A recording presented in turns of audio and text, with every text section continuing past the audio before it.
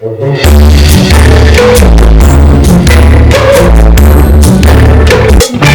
today, I'm making a little bit of zucchini quiche, and who doesn't want to use up their zucchini? So I've shredded about 2 cups of zucchini, and that came from about a medium-sized zucchini. And then I've got 1 cup of medium cheddar cheese. You can use any kind of cheese you want. Worcestershire. I'm using canned milk today because I'm out of milk, and I'm going to put a little bit of bacon in there. And then I've got eggs. I'm going to use 6 eggs. I want to show you some of my eggs because I have 3 chickens that lay, and one of them gives me these nice spotty eggs. They're really pretty. Spotty brown eggs. And then another one gives me kind of a smooth, creamy tan. And then I have one that lays these really long ones. I'll show you the difference. And they're 3 Plymouth Rock chickens, but this is the eggs that they're laying.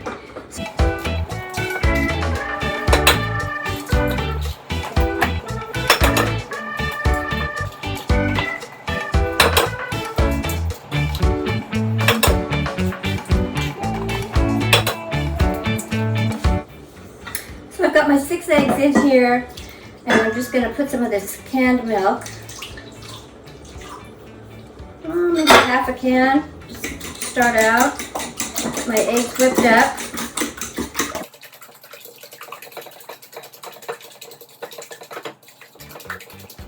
I'm just going to add a little Worcestershire sauce.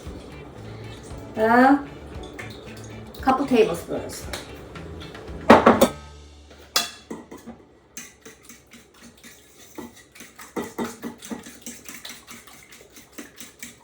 And I'm going to put this right into that. And that's the cheese and zucchini mixture. Now at this point, if you feel like you need a little more milk, you can add it. I'm not going to use the whole can. That's going to give it kind of a creamy texture.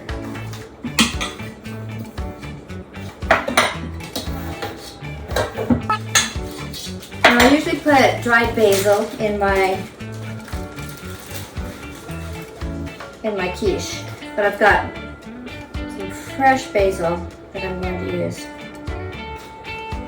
Tear some of those leaves off.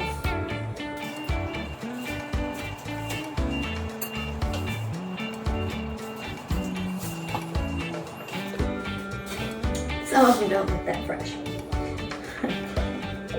And I got a little parsley in here too from my garden, so I'll put that in there.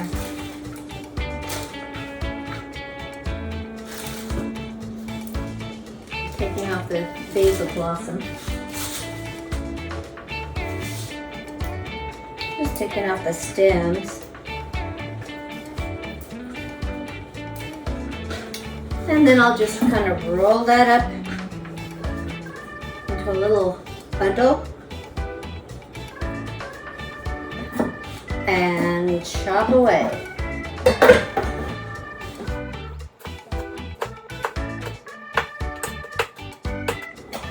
Something else you might want to add would be like a red pepper. That would be pretty in there.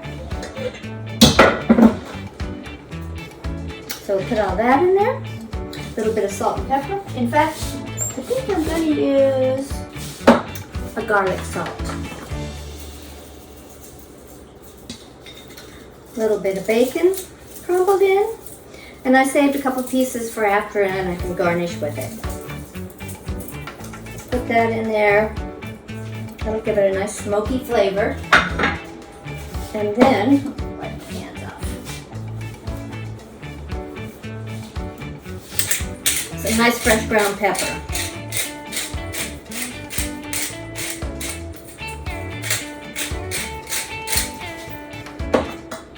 And mix that all together.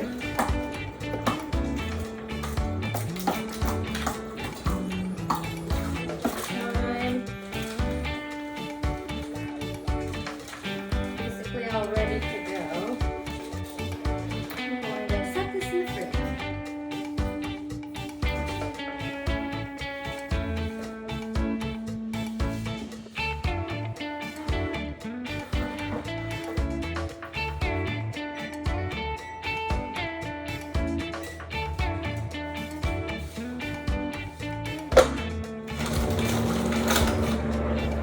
I just set the oven to 425 Fahrenheit. Now we're just going to do a little bit of crust action.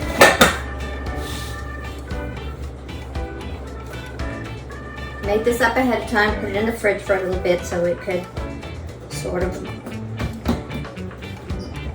rest.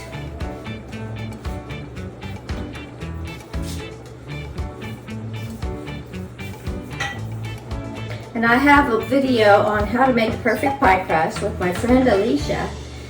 We made it and it turns out so beautifully every time.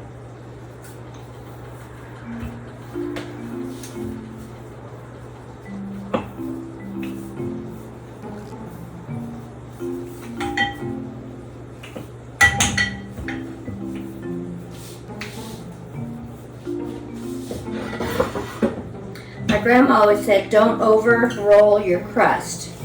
Don't go back and forth. She says just go from the inside to the out so you don't have a tough crust.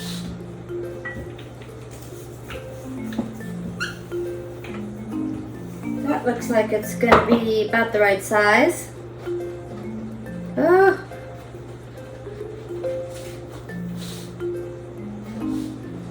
Put enough flour down.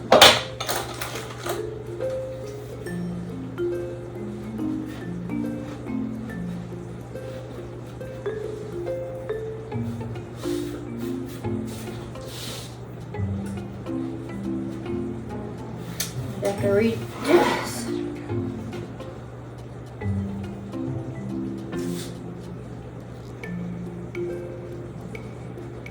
I can do such a great job on my crust.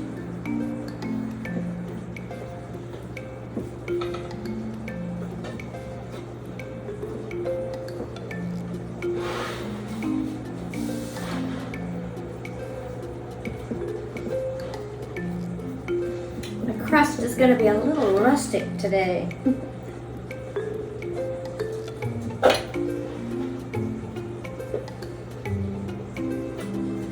think I might have put too much water in it. It's a little more moist than usual.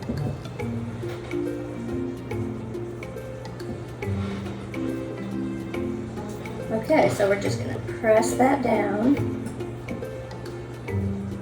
Now what I could do is just bake this a little bit for a few.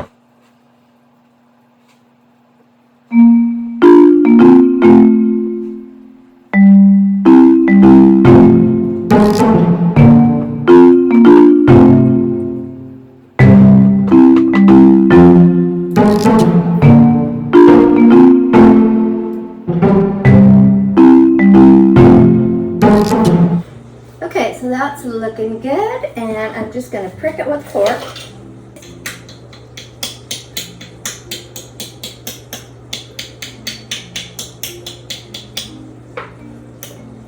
So basically, I just pricked it with the fork, and I'm going to put it on the lowest rack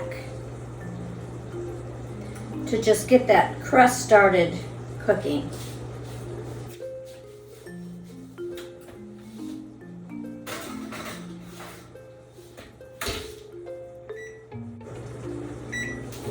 So I put that on for 14 minutes. Don't ask me why.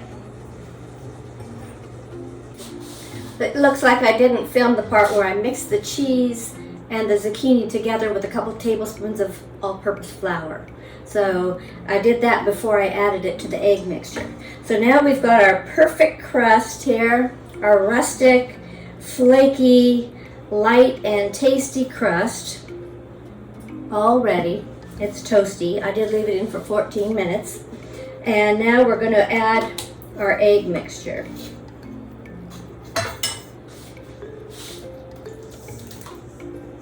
And that is just about enough for this nice big pie plate.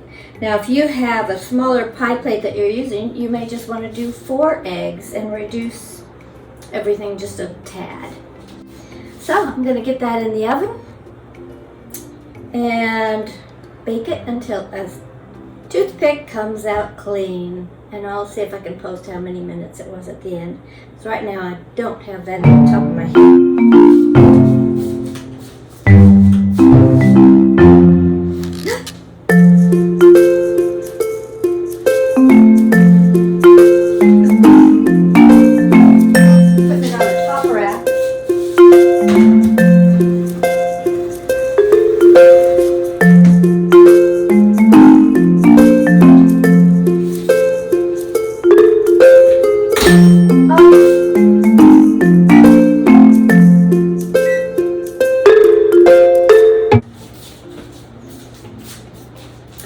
It looks like it's done.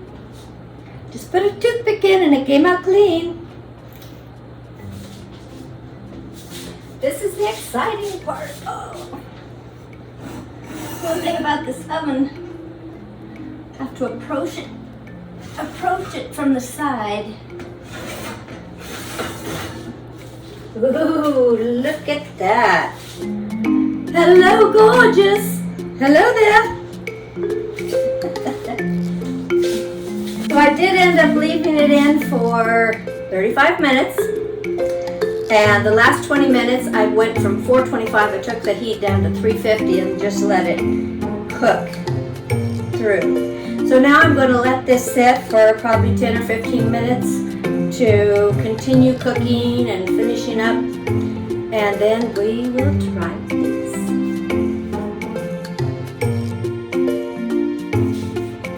I couldn't wait that long.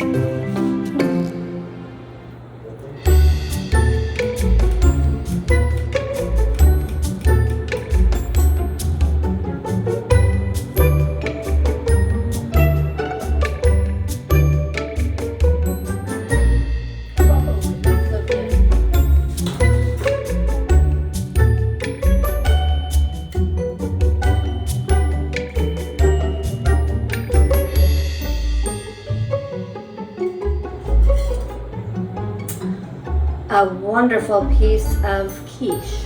Oh. Bon appetit! Beautiful. I don't even know if I can eat this big